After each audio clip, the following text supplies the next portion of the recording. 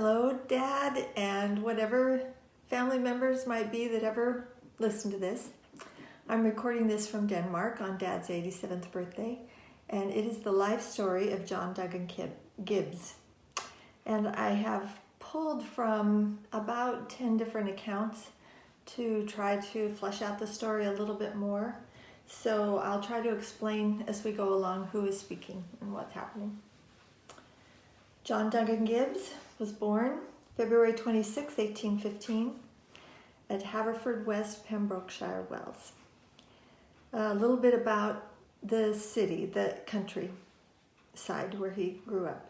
Due to its relatively isolated position in relation to the rest of the kingdom, Haverford became a self-contained town and developed many of its own industries. It was noted as a great wool, grain, and malt center with a flourishing seagoing trade. A description of the town in 1858 gives the population at about 8,000. Its houses are arranged in several steep streets, well paved with cobbles, pebbles, and gas-lighted. The place may be noticed as the residence of large numbers of the respectable families and independent gentry. The gentlemen have a softness of manner that is perfectly pleasing. And I think that softness of manner has come through our family lines culturally. John Duncan Gibbs was the oldest son of Francis and Martha Gibbs. Little is known about his boyhood days. The first we have of his life is when he was serving his apprenticeship as a shoemaker in the shop of a shoemaker by the name of Mr. George Tompkins at Bristol, Gloucestershire, England. It was here in this shop that he met Julia Ann Tompkins, the daughter of his employer. A happy courtship ensued and they were married 17th of October, 1841. So my next project is going to be a similar life story of Julia Ann Tompkins, his wife, and she has other tidbits to add to their meeting and courtship that I know you're going to enjoy. John Duncan Gibbs became a shoemaker. He and his brother George Duncan Gibbs catered to find work. They hardly knew how to do any hard, rough work. While working here in the shop, Queen Victoria of England advertised she would give a prize to the shoemaker that would make a pair of slippers to her liking.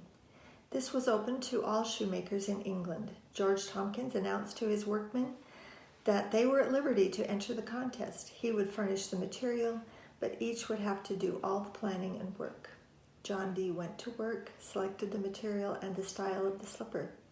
After the slippers were sent to the Queen, some time lapsed before she made the selection. However, in due time, John D. Gibbs received word that he was the winner. The prize was a kiss on the right cheek of the winner, thus to be given at the Queen's court.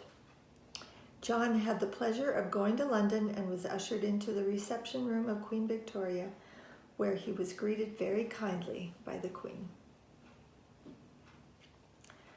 Okay, so John and his wife worked in their father's shoe shop until September 1842, when they moved to Haverfordwest, Pembroke, Wales. So he went and apprenticed in England, but now he's moved back. He and his wife have moved back to Wales, where he set up a shop of his own. Business now grew rapidly, and he and his wife were very happy. So as a little side note, also in Julia's life story, she talks about the births along the way, which isn't mentioned here, but just to give you a perspective as we go along, their first 4 babies were born and died in infancy. So they carried quite a grief with them. The first missionaries apparently reached this part of Wales in about 1840. They ran into opposition but also had their successes.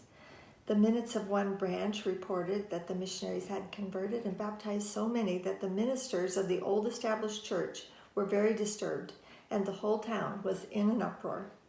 Dan Jones and Dan Williams were 2 important missionaries, in these Welsh saints' lives. George Duggan Gibbs, the brother of John Dee, became interested in a new religion called Mormonism. John Dee was a good singer and loved and enjoyed singing. One evening, he and his chums had been out serenading. As they left one of the homes, they heard some singing down the street. John Dee said, "I hear we have competition. Come on, let's go down and hear and see what is going on." They went down, and to their surprise, two men would sing one verse, and then they would preach for a while. Then sing another verse, then preach. John Dee became very interested in the talk of these men. When one of the men made a closing prayer, John Dee walked over to the men and to his surprise found these men to be very courteous and were anxious to explain the scriptures and passed out free literature. John accepted the literature, took it home, and read it with interest. So as you can imagine, John and his wife were baptized 7 February 1852 by George Duggan Gibbs, his brother. This was the first sacrifice. Business dropped off and friends left them. It was very hard to make a living at his trade.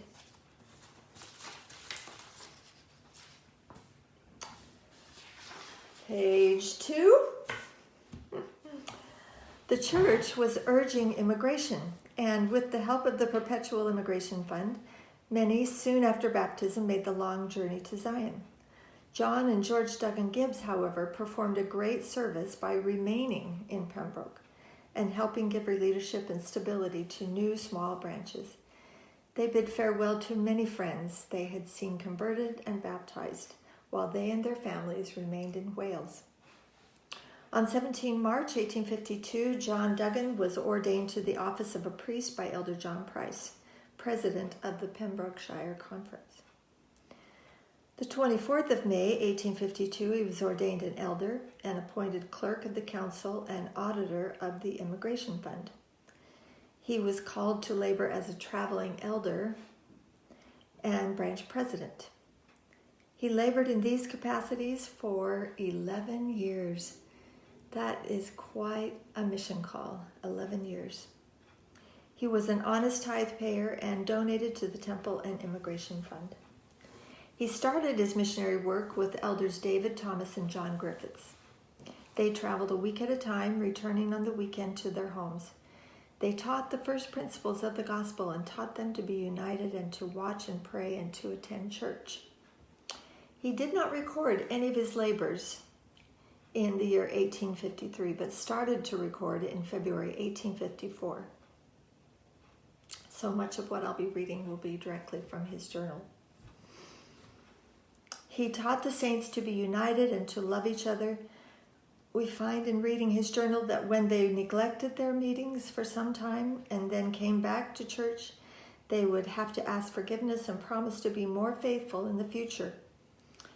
On the 26th of March, 1854, they held a priesthood meeting at the home of Elder George Duggan Gibbs at Haverford West Branch and received good instructions from President John Price, and united in prayer and thanksgiving unto the Lord for the blessings of the day and the good spirit they received. Then they went home to supper. On 7 April 1854, he attended the funeral of one of his uncles. They had asked Elder John Griffiths to preach for them that day. Later that month, the day was appointed for humiliation by the government to pray for the restoration of peace. And John Duggan taught the saints the necessity of keeping counsel and to pray for the will of the Lord to be done. The next month, he attended a preaching on the Castleback. President Price preached, "I bore testimony. There was strong opposition on the part of the Wesleyans and the Baptist student by the name of Cole, who made a strong effort to prejudice the people against us by stating that the prophet Joseph Smith was a bad character and that they would have to beat us. But the powers of God were manifest in delivering us, for the mob became divided and some of our enemies became protectors." Again preaching on the Castleback, and after the close of our meeting, a man by the name of Owens brought forth a newspaper to prove our doctrine false. On another day, while preaching on the Castleback, Mr. Owens annoyed us by putting the boys to hoot us through the streets. A very interesting experience is recorded in his journal dated Saturday the 13th and Sunday the 14th of January 1855. He states, I went to Pembroke in the evening and slept at Brother George Sinnett's house and attended prayer meeting on Sunday the 14th at 10 a.m. and the saints meeting at 2 o'clock. We had a glorious meeting and taught the saints their duty in the kingdom by contributing to the support of our president and the immigration and temple funds, after which the meeting was opened for the gifts of the Spirit of God. When Sister Sinnett, wife of Elder George Sinnett, had the following vision. So now I'm quoting from Sister Sinnett. I saw a man standing by the window holding a flag with these words inscribed on it, Home, home to Zion. Afterwards I saw two personages coming in, and they laid their hands on Elder John Duggan Gibbs and said, We are messengers sent from heaven to bless you. They placed something on his head with an anchor star and a crown on it. And one looked in his face and said, I am Paul, thy brother, and have preached the same gospel that has been committed into your charge, to preach to the inhabitants where you live. And they will raise up in a coming day and call you blessed. You shall become noble and mighty, and you shall be called to high priesthood, and you shall hold a scepter, for your spirit has been kept in reserve from before the foundation of this world. That's the end of her quote. We had victuals and slept at Brother Sinnett's house and preached in the evening at 6 o'clock. Monday, on the 15th of January, 1855, I returned home from Pembroke in the morning and attended Saints' meeting in the evening. Let's see. All right, we have another personal experience. Page 3. This one is by Ellen Phillips Gibbs, which I have no idea if she's related. But she was living there in Haverfordwest. So she was present at a testimony meeting, at a cottage meeting, when she saw a dog come in the door and take possession of the body of William White. And he barked and gnashed his teeth just like a dog and got down on the floor. It threw the meeting into confusion. Some said, let's call the police. But John D. Gibbs said, let's use the power of the priesthood and rebuke the spirit that has taken possession of him. The brethren then made a circle around him and laid their hands on him. He started to get away. John D. said, let's follow him. After they administered to him, he fell exhausted on the floor. And Ellen saw the same dog leave his body and leave the room. At the next meeting, William White admitted that he had been guilty of doing something wrong, which had lain himself open to the power of the adversary for an evil spirit to take possession of him. Afterward, he became a powerful man and leader among the saints. He became a presiding elder. So that's the end of her little account. On the 1st of January, 1862, I, in company with President Thomas Jeremy and several of the presiding elders of Wells, went to the Birmingham conference, which lasted 3 days. We had a good time, and the Spirit of the Lord filled the speakers, which made our hearts rejoice. On Monday evening, there was a tea party which was numerously attended, as was also the previous meetings, especially Sunday afternoon and evening. I left on Tuesday morning for home, calling on my way to see my wife's sister and her husband, Samuel and Louisa Warner. They received me kindly, but felt indifferent to the gospel. They lived in the town of Lornminster, Herefordshire. I arrived home well and found my family in good health and happy to meet me. The saints welcomed my return home, to whom I was indebted for the expense of my journey.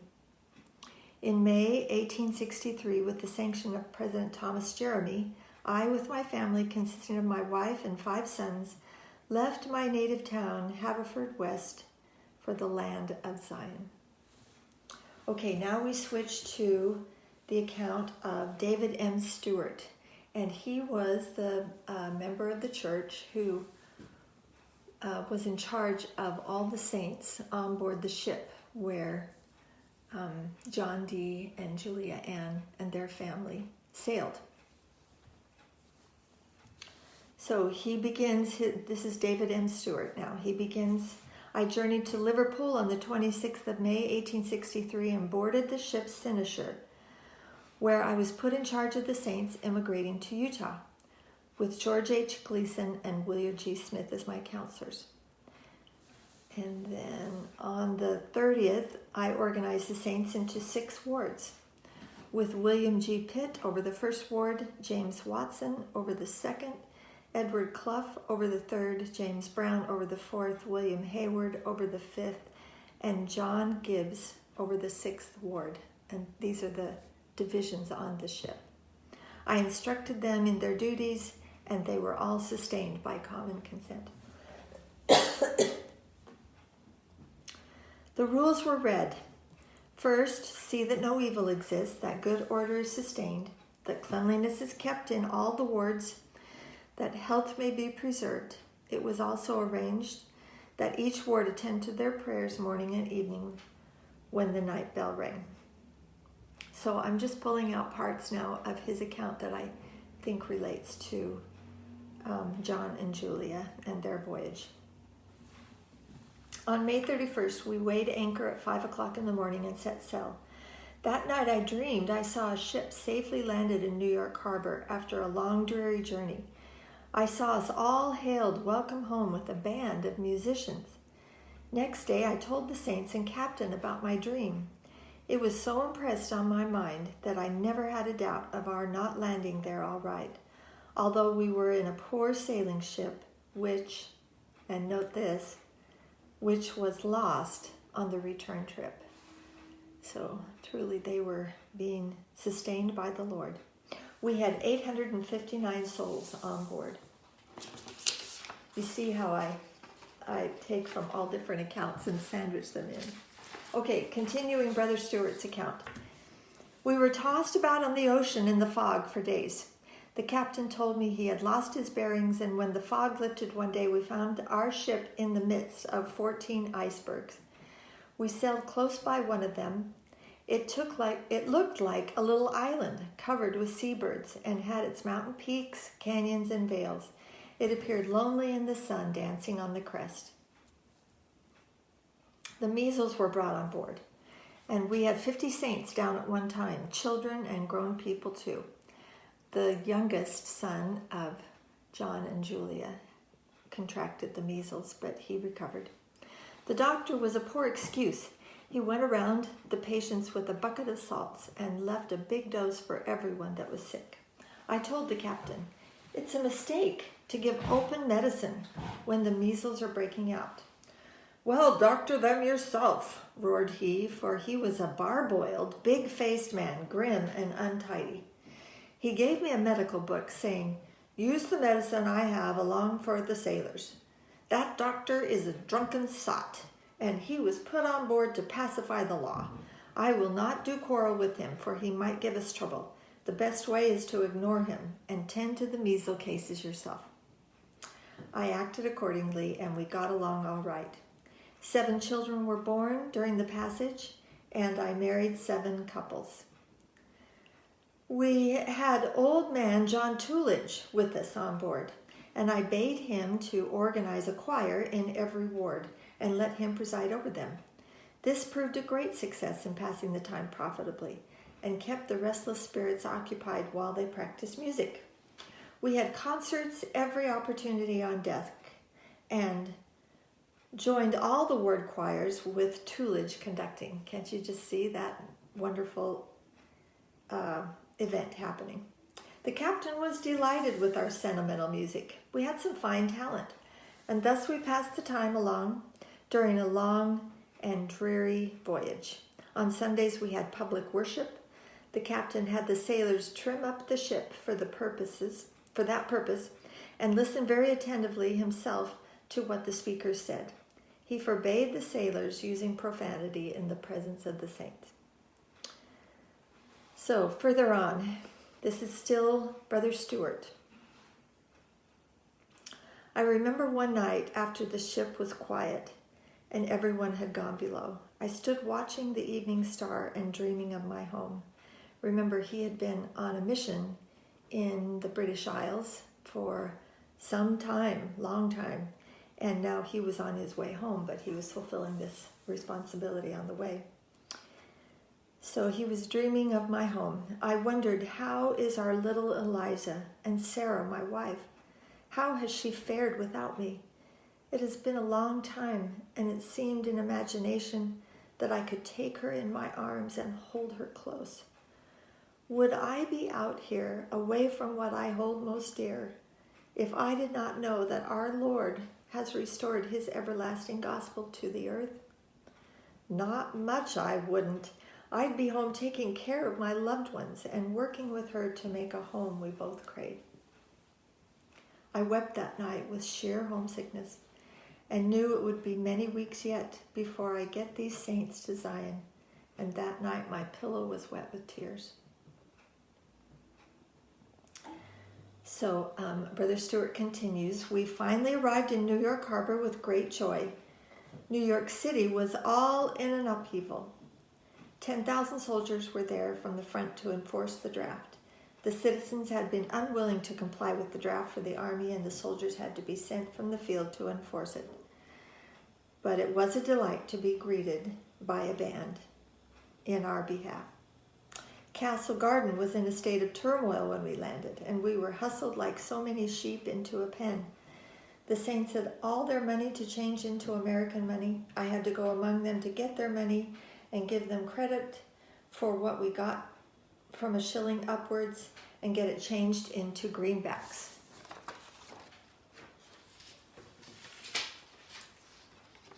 Next page.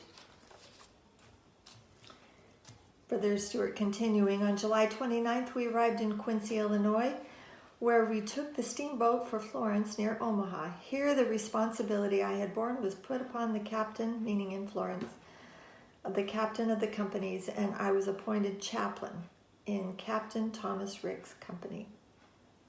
So that Thomas Rick's company is the wagon company that Julia and John traveled in. We had the same band that played Home Sweet Home with us in New York City, all the way to Ogden. It is today called the Ogden Pitts Band.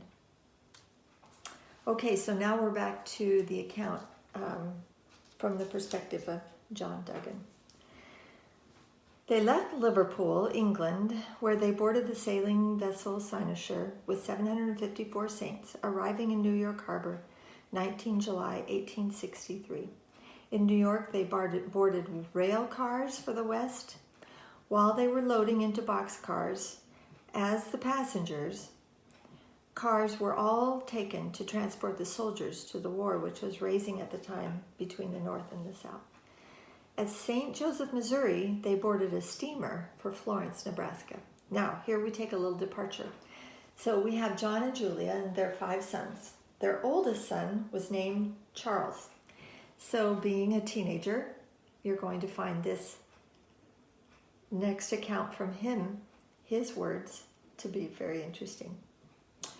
While there, Charles began to investigate the countryside. So they are in St. Joseph, Missouri, just boarding a steamer. In the meantime, the steamer had pulled away and left Charles down the river looking around. Now he was on his own among strangers. This didn't seem to bother him in the least. He immediately made friends with the men and worked the waterfront until another steamer was ready to go. After 2 weeks had passed, he got in with another crew that was going to Florence. The men told him he would never see his parents again and that he was their boy for good. In spite of all this anxiety, he was cheerful and won the hearts of all the men on board. He had a tenor voice and sang his favorite songs to them, Come to Me, Darling Eileen, and The Girl I Left Behind. Doesn't that sound like something our grandpa tenor singer would do? Arriving in Florence, the captain met Charles' parents, telling them what a fine acquaintance he had with Charles and wished he could keep him, as he was in the making of a fine captain.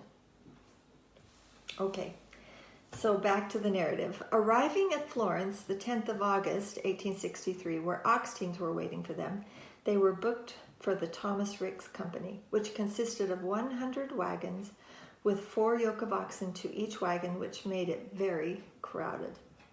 At night, a bed would be made in the wagon for my wife, and the rest of us would sleep outside. Arriving at the North Platte River, they found the river dried up, leaving only rivulets of water 6 to 8 inches deep. The men would put a wagon cover in the water, holding one end up and weighing the other down in under the water. Others would go up the river and scare the fish onto the wagon cover. Then they would take up the end of the wagon cover, letting out the water and leaving the fish. In this way, enough fish was caught to feed over 500 people. What a blessing. We had to be very careful when in the vicinity of Indians, as we had several narrow escapes from marauding bands. At times we were unable to make our campfires for fear of attracting them to our camp. Many a night we went to bed cold and hungry. During the day we would gather buffalo chips for our campfire at night. In some places the buffalo were plentiful, and in that way we were able to secure meat to help out our provisions, for which we were very thankful. Several times we were nearly stampeded by them. 2 of our favorite songs were Do They Miss Me at Home and the Handcart Song. Oh, how our voices would ring out in the night air. Just before commencing to climb the eastern side of the Rocky Mountains, cholera broke out among them. But fortunately, it did not develop into an epidemic, and those few people whom it attacked were kindly and carefully taken care of. And through the blessings of the Lord, only 1 death occurred. That was the first and only death that took place among the 882 people during their entire journey from their native land. So now from John we read, we arrived in Salt Lake City the 4th of October, 1863, all in good health. We left Salt Lake City for Willard, Box Elder County, Utah, next. There I met Mr. John T. Thane, formerly a traveling elder in the Pembrokeshire Conference. He kindly took me and my family to his home in Willow Creek, Box Elder County, to whose hospitable care I was indebted for a home for 2 weeks, after which I rented a house to live in for the winter. Afterwards, I purchased a house and 2 lots of John Lowe. So Julia, as you might recall, has some very tender stories to share about those first few weeks in Willard, and we'll look forward to hearing them. All right, page 6, last page. In the history of his son, William, we find the following. On the 2nd of February, 1864, Dad was ordained a 70 by Richard J. Davis and joined the 29th Quorum at 70s. Father hired a team to plow the city lot. It was very rocky, and he put us boys to picking up the rocks and carrying them off the lot to a low place in the street. He plowed and harrowed the lot twice, and we followed and picked up rocks after each plowing and harrowing. We also carried manure from the cow yard in baskets and covered the lots all over. Father raised the first potatoes in Willard, east of the county road, running north and south. I can almost imagine where that lot was. In the last part of John Duggan Gibbs' journal, we find the following.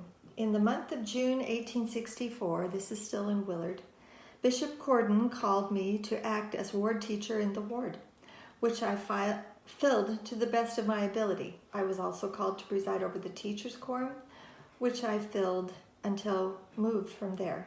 I was honorably released. I was also recommended by Bishop Corden to join the School of the Prophets in Brigham City and continued a member of the same until it was discontinued. I also filled the office of Sunday School Superintendent, and through the blessings of God our Father collected sufficient means, $109, to start a library in connection with it, which proved a great blessing to the school, being an aid to the scholars in the advancement of useful knowledge. I was also elected by the people to fill the office of school trustee, which I held until I moved from the city when I resigned. So They move in May of 1870, but that is quite an accounting that he gave of his time, their time in Willard, when he held and fulfilled all those callings. So, in May of 1870, the John Duggan Gibbs and family moved to East Portage. Here they built a log house. In the year of 1871, they moved their house and family to the west side of the valley. They had some water difficulties on the east side.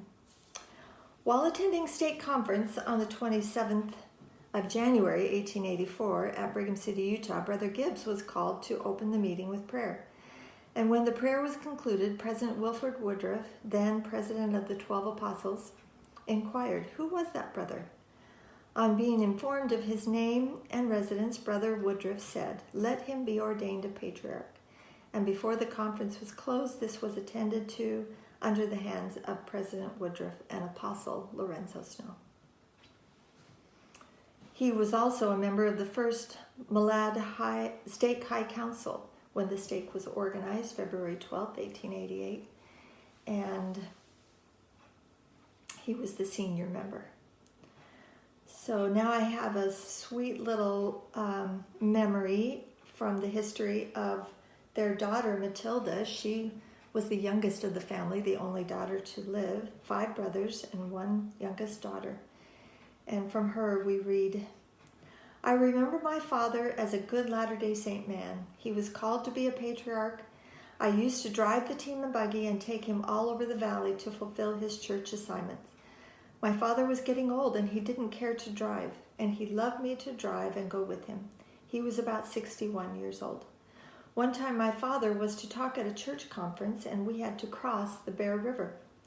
This was in the spring and the water was high. As we approached the wooden plank bridge with no rails on the sides, we could see the water had risen so high that it was running over the bridge. I stopped the team and asked my father if it was safe to cross. This river was about 250 feet across. He looked and said, 'Yes, if you go right now.' So I pulled the horses and buggy onto the bridge. We crossed, and as we were nearing the opposite side and the horses had their feet on the ground, the buggy started to sink and the bridge was being washed away. I took my whip and hit the horses, and they bounded forth and drew the buggy out of the river. We were safe. We went to the conference and fulfilled the assignment. Then we had to go 40 miles further to go around this washed out bridge area, arriving home almost by daybreak. My father said that he knew the Lord had protected him so he could fulfill his assignment."